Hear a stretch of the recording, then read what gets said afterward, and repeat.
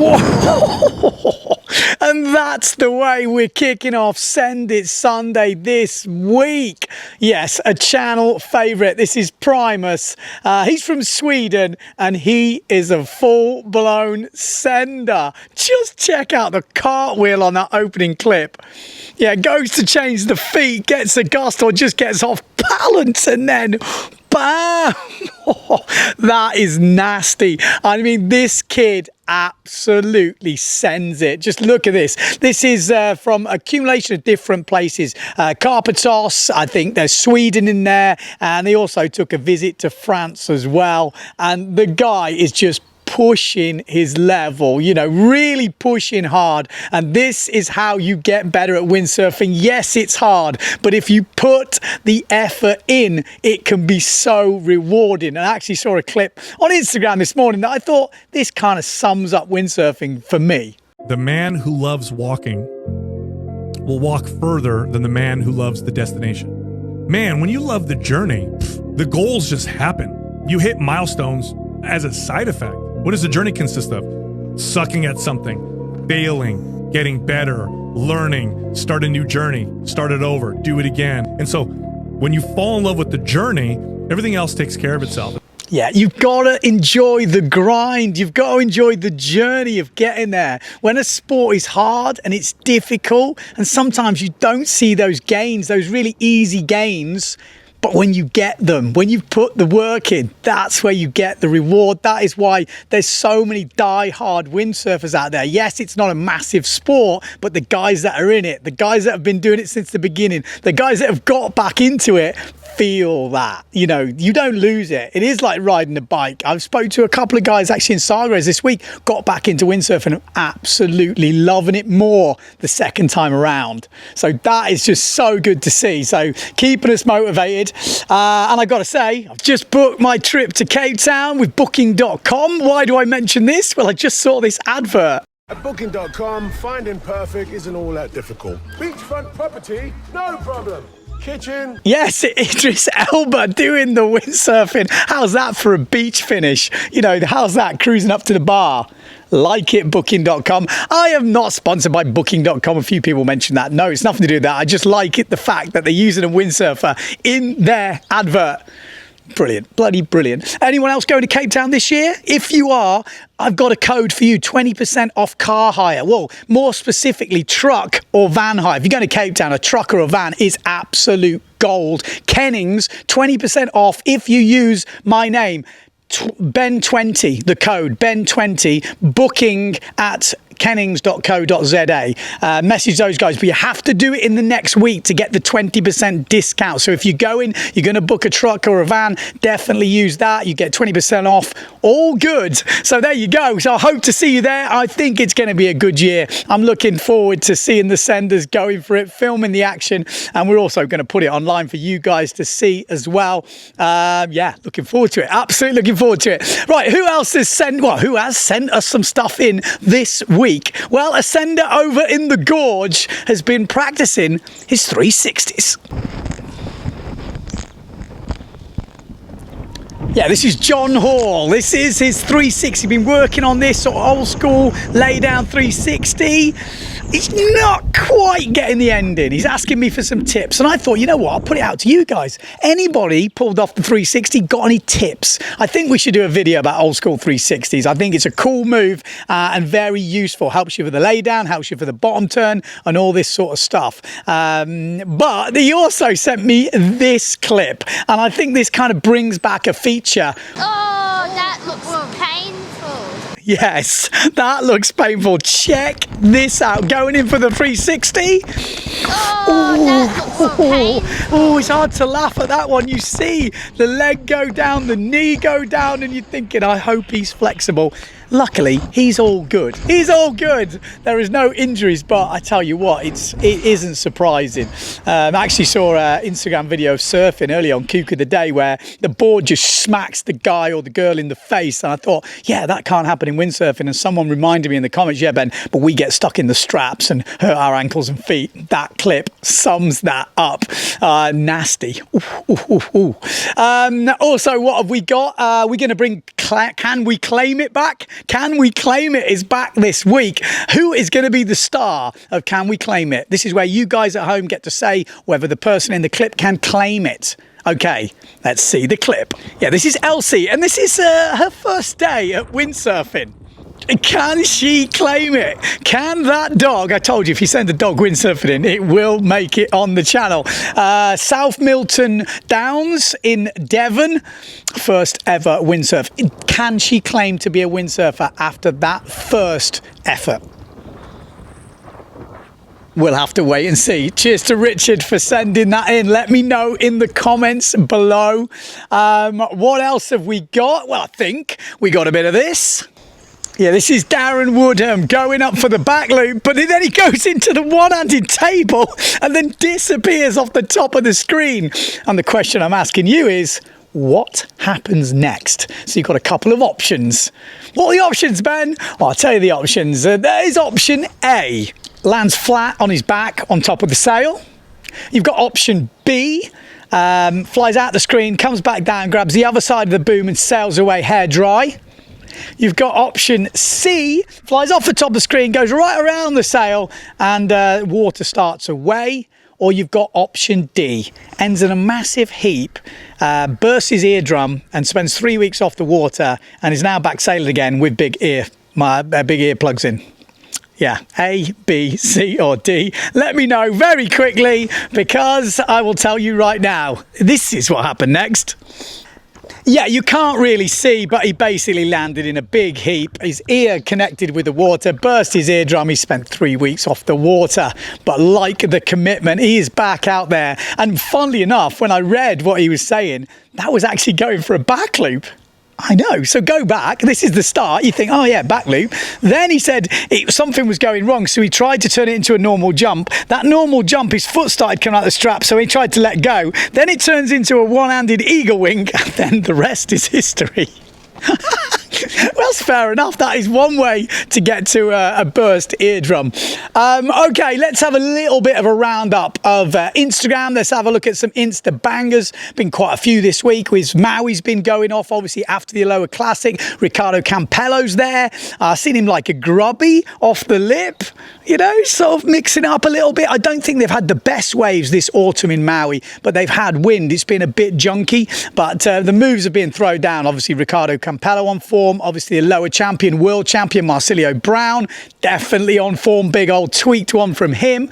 Also, Mark Paré has just released his new video from the season, from the summer season. That has got some absolute banging moves in it. Worth checking that out. I'll put that on the website, Windsurfing.TV, when I've finished doing this talking.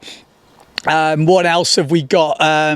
We've got some slalom. I've seen some absolutely hell sends across Lake Garda from Geordie Vonk. So some were on the fin and some were on the foil. And on that foil, just check how close the drone gets at the end. Yeah, absolutely like that. And it's interesting because this week we saw IFCA announce their format of racing next year, and they're going to be doing slalom, I think, up until 15 knots.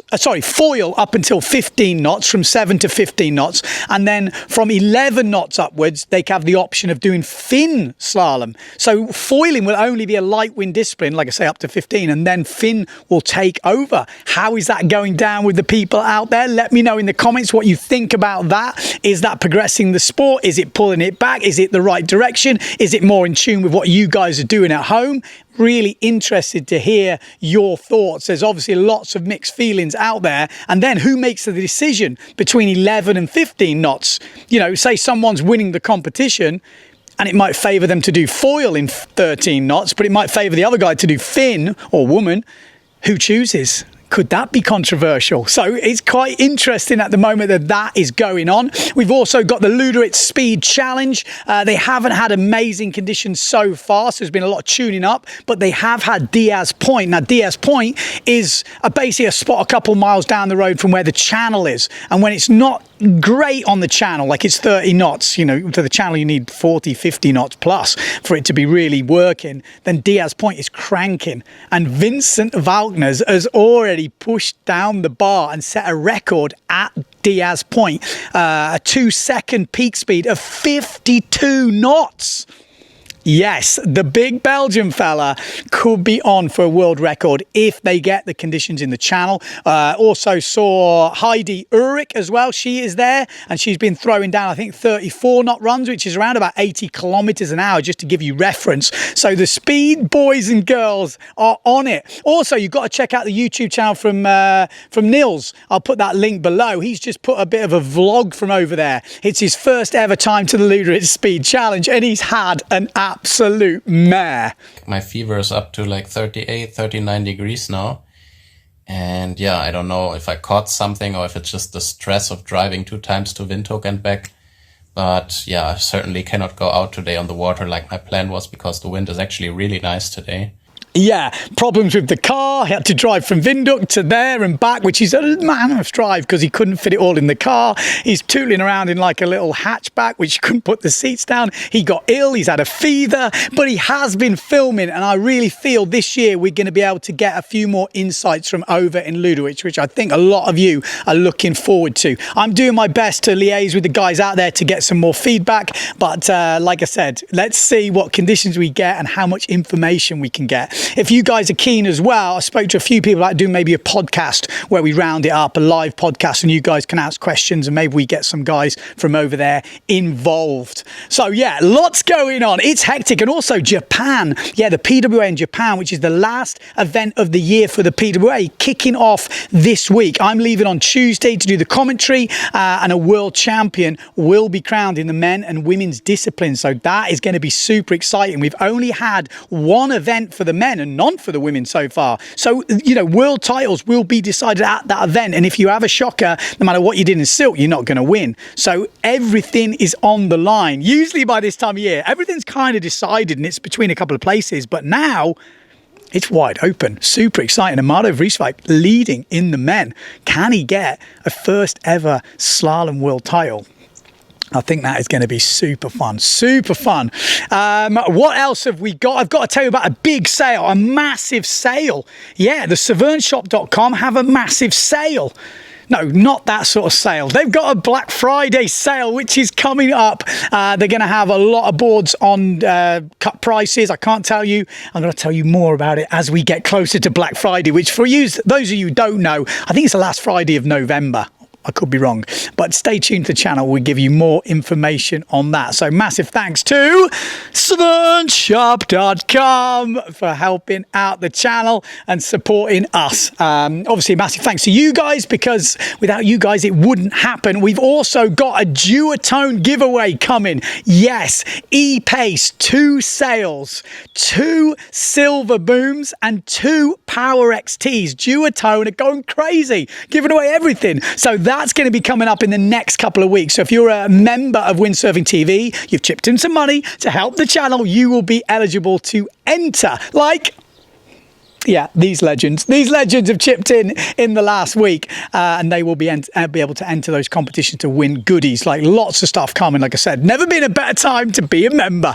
Right, what else have we got? Well, I think we got a bit of this. Yeah, Antoine Martin, no-handed aerial. Not a hooked-in no-handed aerial. It's a little bit loose, a little bit weird, but I love the push. You know, you've got to push your level. If you don't push your level, you're not going to get anywhere, and this guy is the king of that. Also saw him doing the other day, like, I think it was a flacker off the top, and then the sail throw.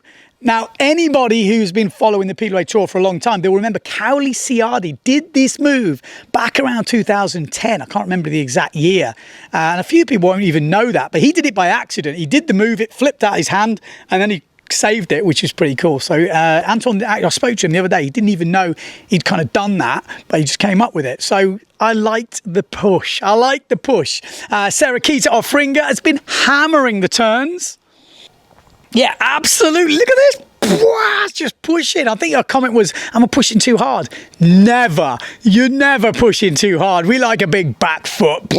Push up the spray of the day all day long.